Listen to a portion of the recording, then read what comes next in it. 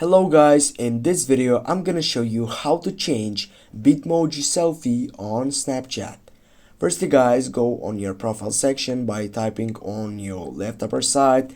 Then you need to go and tap again on the settings bar on your right upper side. Right after that you need to scroll down, and as you can see you have an option for Bitmoji. Click on that selection, and also here you have three options that are change outfit, edit my Bitmoji, or choose a selfie.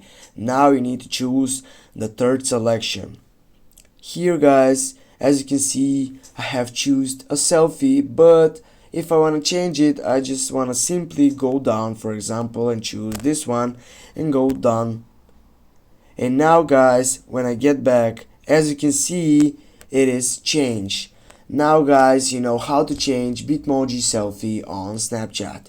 Thanks for watching. Don't forget to hit that like and share the video, and if you have some problems, please comment down below in the section. See you soon guys.